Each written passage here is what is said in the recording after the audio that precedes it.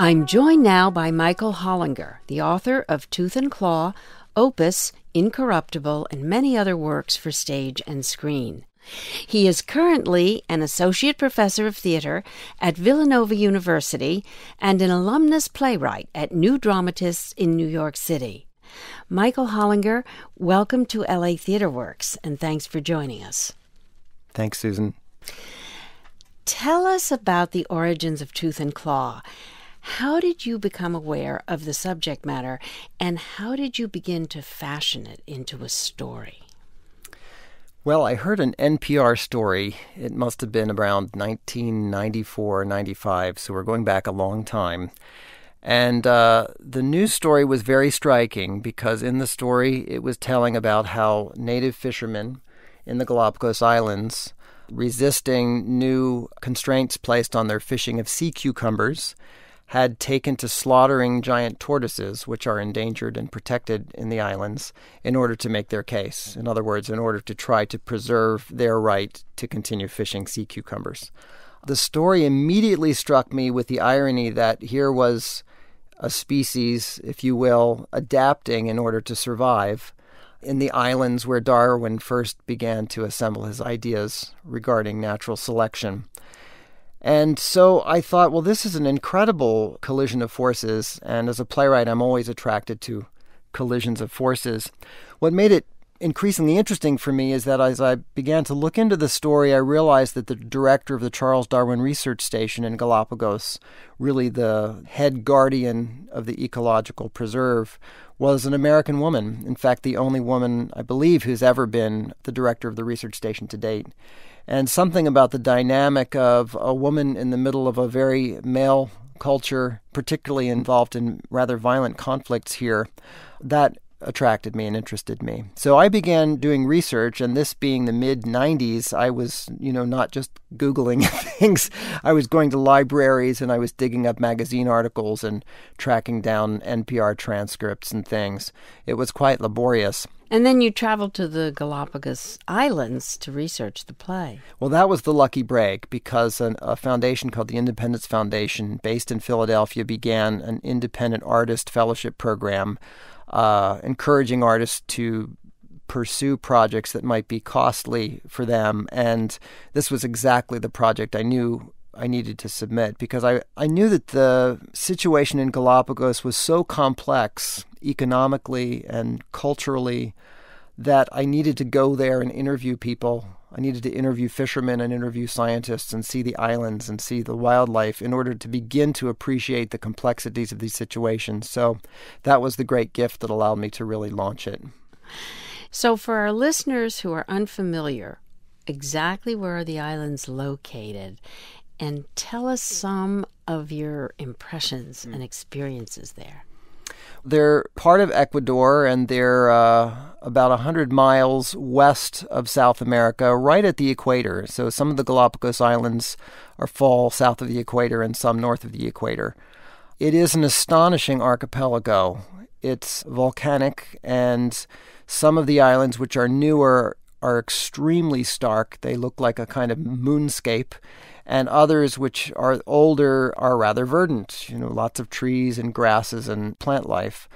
Seeing the creatures that evolved there, birds that swim in the water, cormorants who swim but have forgotten how to fly because they never had to, iguanas who swam to survive and so are ocean-going, and hosts of other creatures that are endemic to the Galapagos and nowhere else in the world.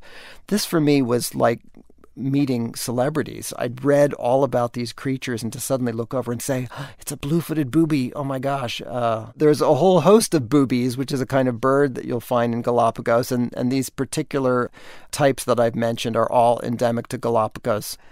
But it's astonishing because a lot of places, these creatures have no particular defenses that you would notice. You could walk on an island covered with boobies and just go over and step on them if you wanted to, because human beings hadn't been around when they evolved their defense skills, so there's no reason for them to be frightened of a person walking on two legs. It's really astonishing. Did you get to meet the real Lonesome George? I did, yes. I didn't get to kind of sit with him because he's in a rather large corral, so you can see him a little bit of a distance. He was God rest his soul. But, you can be very close to a lot of the tortoises that are at the Darwin Research Station. And Lonesome George was a legitimate celebrity there, really a poster child for Galapagos. His image was on all the publicity and the logos and that sort of thing. How big was he? He was about the size of these larger tortoises. They go into the hundreds of pounds. I wouldn't be able to identify George particularly. Again, I saw him at a little bit of a distance, but gosh, what do you compare it to? They're about the size of an armchair if you turned it over on its side. When you created the character of Skylar Baines, how close was she to the real woman, or what you knew about the real woman? Well, I did track down the actual scientist who was directing the station at the time, and she was very gracious in giving me all kinds of information, both anecdotal information and video and audio and photographs to kind of let me understand what this was like. A lot of the anecdotes that show up in the play were things that were from her experience in terms of the incidents around this play in particular. But as a dramatist, I changed a lot too. I created a character who was single, which is not true of the real-life scientist. What was her name? Oh, Chantal Blanton is the actual scientist. So she had, by the time I started working on the play, she had retired from the station. And the character in my play has recently lost her mother, who was a noteworthy scientist, in a sense whose shadow she's been living under for a long time as a scientist. So I think that sense of biological legacy is in the play. A woman who has just lost her mother and who is at a point where if she herself is going to pass on genes, it's going to be now.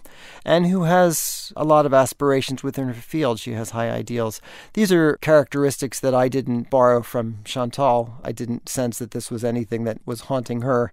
The play incorporates a popular scientific parable written by Dr. Seuss.